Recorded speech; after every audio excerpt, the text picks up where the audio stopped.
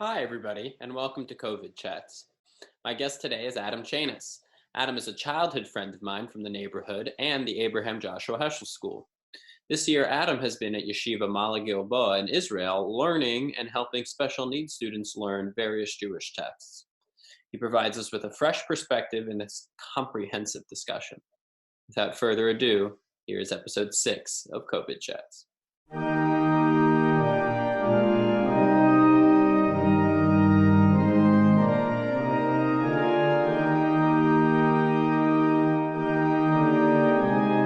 Adam Chanis, great to be with you. Episode 6 of COVID Chats. Shalom Aleichem, Ruben. How are you? I am well, despite this crazy pandemic. You have a very interesting perspective to share, so I'm excited to hear it, and excited for all the listeners to hear it as well. Looking forward. I'll give you a little, I'll do a little background on you now, but I'll be shooting that in the intro anyway. But, you are in Maaleh Gilboah, correct? Am I correct about that, right? So you're on a yeshiva in Israel, and I'm just curious, as a whole, like what that experience is like in terms of this, because, something you raised is it's rather desolate, right? It's rural, it's pretty removed from, a lot of these big urban centers, like especially where I am, New York City, where the pandemic is spreading so quickly. What's it like, being in that setting for this? Yeah, so just a little bit of background. So the Maaleh Gilboah, Maaleh Gilboah, is a kibbutz. It's like a rural agricultural settlement that is now in 2020 is still an agricultural settlement, but it's also privatized and people work outside of the kibbutz. And on this particular kibbutz, there's a yeshiva, which is where I study. It's a religious seminary that's centered around Talmud study and all forms of Torah study and Jewish philosophy. And so I've been there for this whole year. I was also there 5 years ago before college. And I at the yeshiva I work in addition to pretty much studying full time, I work as a counselor, kind of the ear to the ground for a program that the seminary has for students on the autism spectrum. So just as some general background. Sure, yeah. And this particular kibbutz also it's located in the north of Israel, and it's on there's a lot of kibbutzim and a few small cities in a valley, and this kibbutz is on the mountain right above the valley. So pretty removed, and even a little bit removed from the removed. Right. So what's it been like during this strange time? Right. I mean, you weren't in an urban center to like compare it to, but just, what's that experience been like being in such a removed place while such a worldwide thing is happening? Yeah. So in the first instance, the yeshiva itself, which has students from around the country and around the world, Americans as well, is closed. All the yeshivas, and for that matter, I presume colleges and universities and other such institutions are closed. Many of them, including this yeshiva, are continuing, as is the norm around the world, on these Zoom online classes, virtual classes.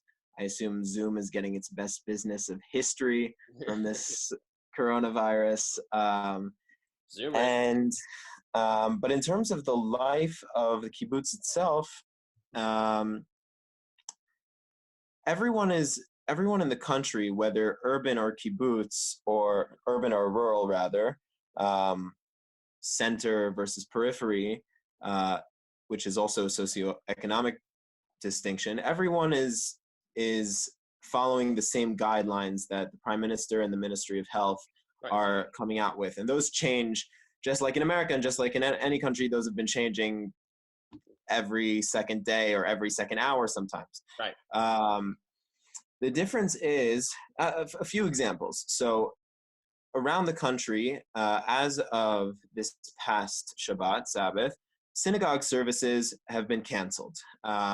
This comes in the wake of previous guidelines, which said that no more than 10 people can be in the same room together at the same time anywhere in Israel. A few days before that, it was 100 people, right? And then it was 50, and then it was 10. Right. And so then they said no synagogue services. Synagogues have been linked to spread of corona. No synagogue services. And it's interesting because synagogue service is made up of the number 10. A quorum of 10 people is required to have a synagogue service where you do all the rituals, right? So, and where you're able to read from the Torah and say everything. Right. So it's interesting that they chose that exact number, right? Now, the technical rule about synagogue services, generally in most places, it's been canceled. But on the kibbutz, so everyone's been very much sticking to themselves, but also because we're not in such a rural, threatening environment where the act of leaving your apartment and going out on the street is like, I have to think about a million things. Things are spread out. People have their own houses. Right. People are still going out with their kids, doing activities. It's a very family-oriented environment, so being stuck in a house with your kids is like a crazy thing during this time. Right. And the kibbutz enables people to actually go out, and especially in this season in the north, everything is green. There's wildflowers everywhere. It's gorgeous. And so it's a real privilege to actually not be in an urban environment during this time. Of course, under the assumption that you're in a place like Maaleh Gilboah, which happens to be a fairly bourgeois, middle and upper class kind of neighborhood. Right. It's the nice outdoors. It's not the outdoors that are attacking you. You know. Right. Exactly. And also it allows a little bit of flexibility and bending of the rules because you don't feel like the authorities are everywhere, but everyone's still being very careful. Right. Meaning people don't want this to spread, but we're all, after 2 weeks of knowing that everyone, the 200 something families, let's say 1,000 people who live in this kibbutz don't have the virus, and very few people are going out to work, maybe some hospital workers, whatever. There's this sense that people can meet up as long as they don't touch each other. So there was a synagogue service. They didn't let the whole kibbutz come. They let exactly 10 men go to the synagogue service.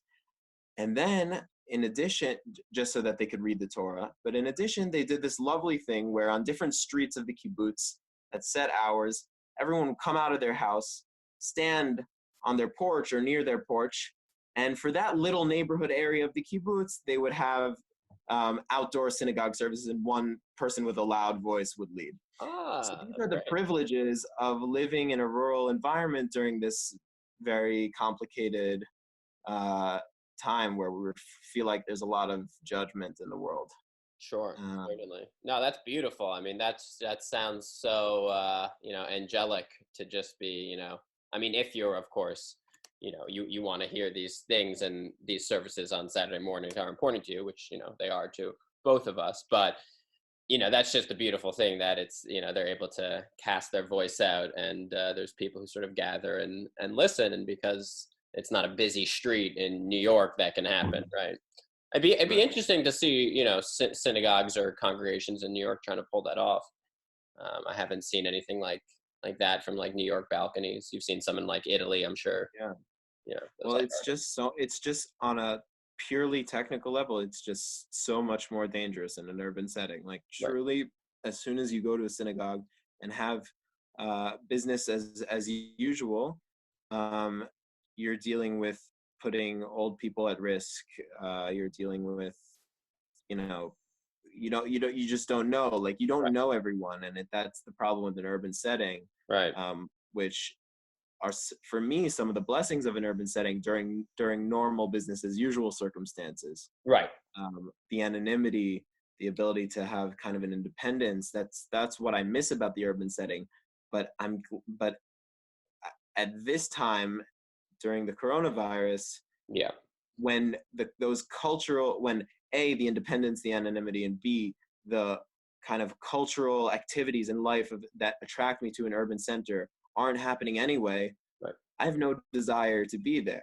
course. And I it's have nice to more know of a your neighbor, desire to be right. I have much more desire to be solitude here and with a small group of people that Right. support each other. Right, support each other, and right. I'm assuming you know the people on your kibbutz, maybe better than some of your neighbors in an apartment building growing up, right? I mean, I'm sure you knew some of your neighbors, 100%. but right, 100%. right. So that's it. So you were at a yeshiva, as you mentioned, and we see some beautiful religious men in the background here. These pictures on the wall. I'm curious, what were some of the rabbis saying as coronavirus was approaching, and then also as it was happening? I mean, of course, Israel got hit earlier than America. Hasn't been hit quite as hard, but still has a noticeable, has made an impact. Of course, has made an impact in many places, if not everywhere. So yeah, I'm just curious, what were the rabbis saying? A positive, negative, any correlations or, anything interesting? Yeah. It's an interesting question. Well, first of all, these rabbis on the wall here Yeah. are probably from decades or much longer ago, and they're not Yeah. even my pictures. There's one other American other than myself, an 18-year-old who stayed. Everyone else went home, sadly, and finished their gap year early. Wow. Which is just a sad, very unfortunate, kind of tragic thing for people who built their whole pre-college on this moment, this kind of bubble in time. Right. And also, right, and that's not only in terms of taking gap year, but also building the relationships not only with the Israeli students here, but with the rabbis that you mentioned, Right. the teachers here at this yeshiva. Everything was kind of, there's something that I experienced after my first year, which is being able to have these personal conversations with each rabbi that you connected with at the end of the year before you leave. Now, people were able to do that, but everything was real with like very last minute decisions. What was the yeshiva staying open? Was it not? It was like right after Purim. They weren't sure. And then they finally made the decision to close the yeshiva. Like everything was rushed. People didn't even have the integration and the synthesis process that comes with ending an experience like this. Nonetheless, they're still doing yeshiva over Zoom, but it's not the same. And so I guess, what are the rabbis saying about this? Well, I guess there's a few different levels to that question. Take me through. I guess the first is we hear a lot of on the news and all sorts of sensational outlets, whatever, different religious leaders from different religions trying to pin the coronavirus or other world disasters on some sort of either moralistic reason or some sort of theological, eschatological reason, something having to do with the end of days. Now, the yeshiva here is quite a liberal yeshiva, a very open-minded place that is very connected to realistic, rational thought, and a modern approaches to ancient wisdom. And so you won't really hear any of the rabbis here saying that kind of like doomsday or moralistic. Right. It's not the rapture, stuff. Right. Right. And that being said, right. So actually I saw on Facebook, a friend of mine posted this very funny meme that was like, my rabbi told me that coronavirus is happening because of people who try to attribute reasons to world disasters. I don't know. It's a kind of a complicated joke, but it's like basically saying that that because of people who try to it's attributing a reason to corona based on the very idea behind giving reasons that are theological for such a human event. Right. And yes, that being said, what they are saying during this time is, well, maybe there isn't a moralistic or theological reason that God is sending us this message, this kind of wake-up call. Mm. Maybe there isn't something we can pin down. However, there is an opportunity. And that opportunity is theological, in the sense that we don't have to say we were bad, but we can say, how can we use this time and this incredibly new circumstance and this unprecedented space of mind and community politics and world politics and this kind of set feeling that our entire existence is slipping under our feet, to ask questions about ourselves. How can we take this time, and for some people that they have to, how can we take this time to better invest in our family, to better invest in our relationships, to take a little bit more time in our prayer and in our avodat Hashem, our worship of God, and our using the tools of this reality to connect to the divine. And that includes hobbies that were lost, that we may have started 20 years ago and forgot. And how can we take this time and this space to open our hearts and be a little bit more intentional in the ways that we organize our religious, ethical, spiritual, and even economic life, investing in ourselves in the best possible way. And you can say, you know what, I'm going to take this time to do searching of the soul, to be a better person, not because I think coronavirus happened because I was a bad person, because my community was full of bad people, but because it allows us to be better prepared for situations like this, and to learn how to always to practice and exercise how to always be caring for ourselves and others in ways that we might have in the rat race of the world might have forgotten. And that's something that rabbis are emphasizing. And even in the very moment of Shabbat, of Sabbath, which we talked about, one of the heads of our yeshiva, Rabbi Yehuda Gilad, was talking about how to use this Sabbath as the first Sabbath without a synagogue service since before the founding of the state of Israel or whatever on this kibbutz, to really listen to your family, learn how to be with your family, take a little extra time in the songs that you sing to really feel them and not do them out of routine and habit, but to really, right now you're here, now you're present. We have this opportunity to be present and present in ourselves and present before God. That's beautiful. I mean, they're hitting the nail on the head. I mean, I think there is no better time to, work on yourself, the community, and your relationships than now. I mean, I've heard so much from people online about oh, I don't know what to do with my time. I'm so bored. I'm like all the things that you say or think are interesting.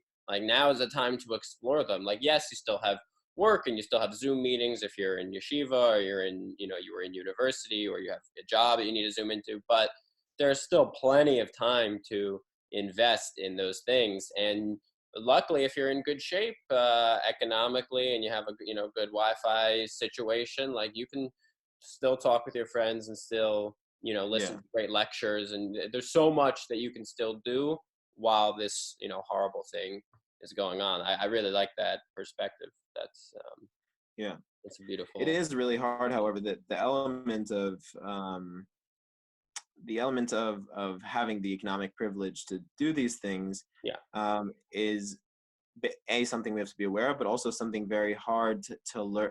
There are amazing initiatives underway. I don't know about enough of them, but it's very hard to know how to also use this time to see how those most in need and most marginalized by the system are struggling the most, specifically during a crisis that capitalist countries are not prepared for. Absolutely. And healthcare systems are not prepared for. And making sure homes and those without homes have the right supplies, and other kinds of tools and resources to be able to deal with this time. And that's Totally. harder. That's a harder thing to learn. It's a little easier to learn how to invest in yourself and in your family with the Right. tools Right. that you may have forgotten, but the tools that feel that you still have somewhere deep inside of you because they're yourself. Right. Right. But when it's not yourself and when it's the other, it's very hard to learn. That's true. And it's even harder. That's right. That's also the detriment of being on a kibbutz in a rural setting, is because you don't have to be forced to face with the reality of an urban environment where you literally see the economic disparity all around you when you walk around. Right. And how do you deal with that? Here we're able to live with a little blissful ignorance. Right. Right. You're in a bubble, so it's positive because you're removed and safe, but you're also isolated and unfortunately become a little ignorant just as time moves on of like what it is. You're not viscerally in touch with sort of other kinds of people. I mean, of course there's still a spectrum on the kibbutz, but it's not the same as living in the city. Right. So thank you for sharing that, Rabbi, some of those rabbis' perspectives. That's fascinating. I'm wondering now, what's your religious view of this plague, religious, theological, other as well? I mean, do you see any connection with, some of the texts you've read, or is it more just you think of it in modern terms?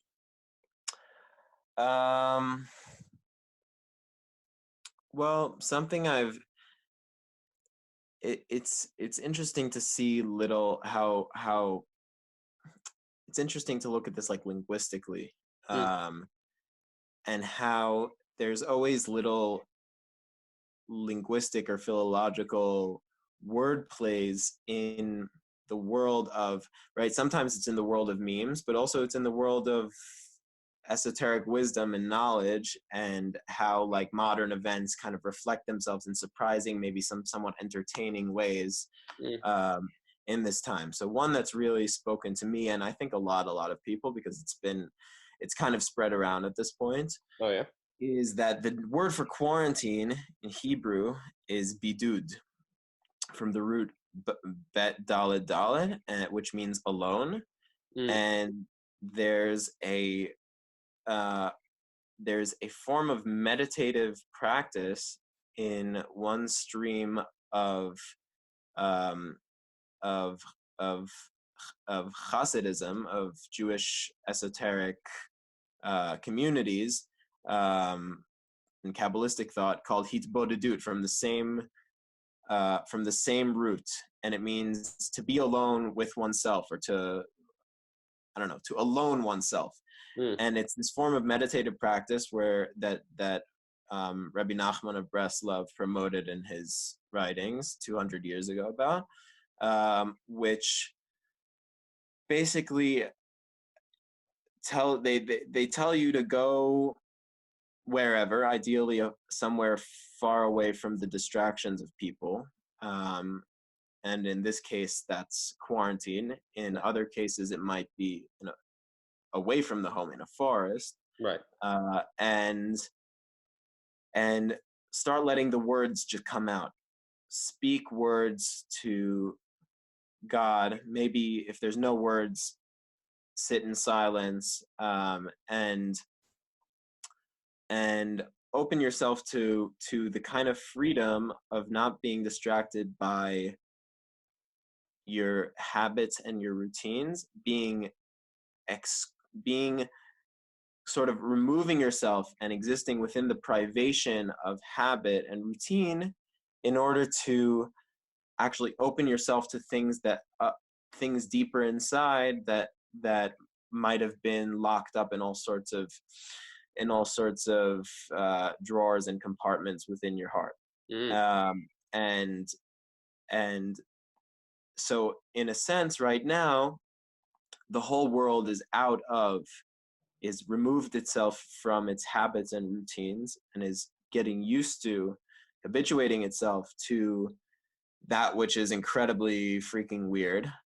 And by like and by doing that, it's opening up ourselves to be able to speak what is deeper within. Mm. So literally the word quarantine and the word for this very particular meditative practice in the Hasidic tradition from 200 years ago is the same word almost. And you've seen And memes with talking about that distinct. no, You should make a meme like that. Make it no, I accessible. mean, I'm sure there are memes like that, but no, but different teachers all over Israel and the world We're sharing that. That's so sharing cool. thoughts on that. So cool. That's really cool. And Is there any other cool examples like that? I think there are. They're not. I'm drawing a little bit of a blank, but It's yeah. okay. That one you knocked it out of the park with that one. So. Yeah. So I'm curious, as teachers, you were teaching and tutoring, as you said, students on the autism spectrum. What was this crisis like for you in that regard? Were you responsible at all with communicating that to some of them? And, what was it like pre-Purim as, coronavirus was ramping up in people's minds? Was there any discussion about that with your students? Yeah. Well, so in before Purim, like everyone knew that it was a growing problem, but people, like, it's amazing to see how the world really changes in front of your eyes every second. And well, I guess actually part of this question, I'll continue answering the last question, that like there's a theological principle, especially in Kabbalah and Hasidut, but really throughout the Jewish tradition, that God renews the creation of the world every day. Every day, God recreates the world. And so you can say that in your head, oh, like there's like God is infinite and eternal, and so there's infinite possibilities and infinite new things happening. We tell ourselves that all the time, religious people. But to actually see something like Corona happen, where 2 weeks ago I was like, okay, this is a really big problem, maybe more so in Italy and in China and starting in America, but I don't have any tools in my mind or resources in my mind to understand how this will affect me. Right. And then all of a sudden, from hour to hour, from day to day, things are changing. You really feel that that God's creation is renewing itself on a moment-to-moment basis, and we live and part of connecting to the divine is being in a state of instability and being and creating some sort of peace and completion within that instability, and raising ourselves up from within an inherent instability that is the fact of a broken world. But when we live in kind of habituated times, we don't realize this brokenness. And then when we live through a moment like this, it's like amazing to see how the world actually changes every second, right? So going back to my students and the people I work with. Yeah. And there's a quote from Lenin. I just want to say that speaks to what you were just saying, which our mutual friend Amior Schmidt reminded me of recently, which is there are decades where nothing happens and there are weeks where decades happen. So that kind of speaks to your idea. Right. Right. So this is a week where decades. Yeah. Right. Yeah. This is weeks when decades are happening. Right.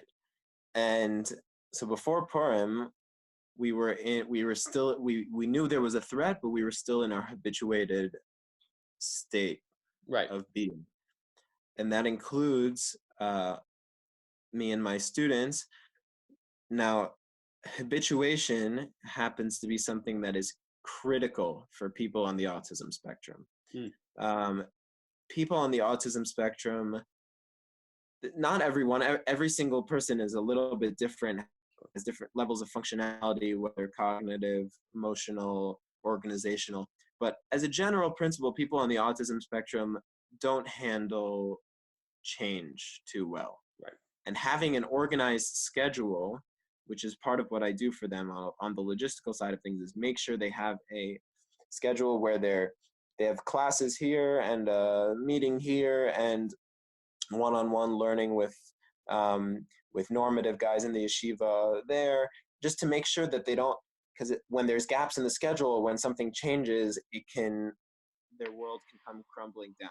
Right. So you can imagine, and that can be on a in a week with a really solid schedule. If one Sure. thing is missing, Right. someone on the autism spectrum can kind of feel very lost, sad, have a crisis.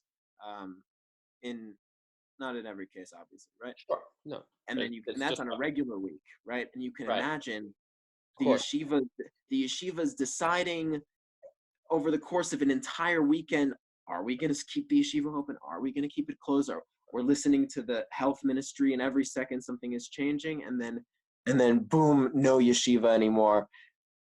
They're at home all the time, putting extra pressure also on their parents, which is part of the reason that they're in this program, because so that they can have somewhere to be during the week and not overburden their parents. And suddenly half of their friends have flown back to the US, and literally worlds crumbling before their eyes, which is just not easy for people on the spectrum. Right. Now, we've actually been very, very lucky with my particular group of students. Some of our guys are, everyone's high functioning enough to live away from home for, periods of a few days at a time, a few weeks at a time even, on different levels. But it was a little hard for some people, maybe in terms of relationships, but most people have actually been kind of chilling among my students. Sure. There are a few that what I described before is really their salient experience. This also this Corona and Purim and all these moments also coincided with the second year students, not on the autism spectrum, the second year students of the yeshiva enlisting in the army. So those who had built relationships with those students and had learning sessions with those students over the course of many months were losing that anyway. And then on top of that, they were experiencing another sense of loss. Wow.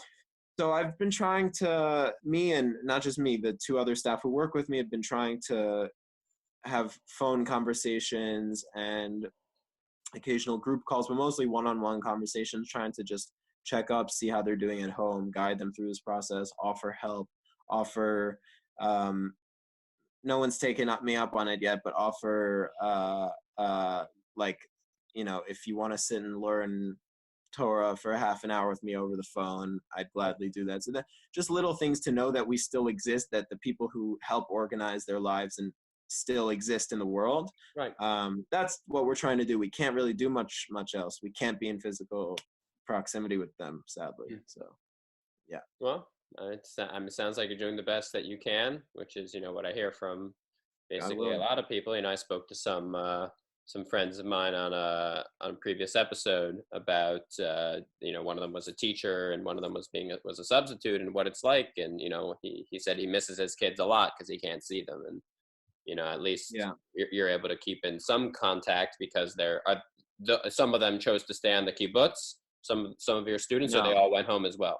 Everyone went home. Okay. The only people who stayed in the dorms of the yeshiva are me and one of the 18-year-old Americans, and he and I have established a new baby drash, a new house of study, not in the place where we normally study, but in the dorm. We brought all our books down, and we do a full daily schedule of learning, just the two of us. It's great. It's kind of a dream. It's not nice to say that dreams are being lived out in this time of suffering for a lot of people, but a nightmare. To some extent, this kind of solitude and the way it's affecting my ability and mine and my friends' ability to really deepen our studies and contemplation is kind of a taste of the world to come, as they say. Right. It's nice you can do that. Are you keeping 6 feet from each other?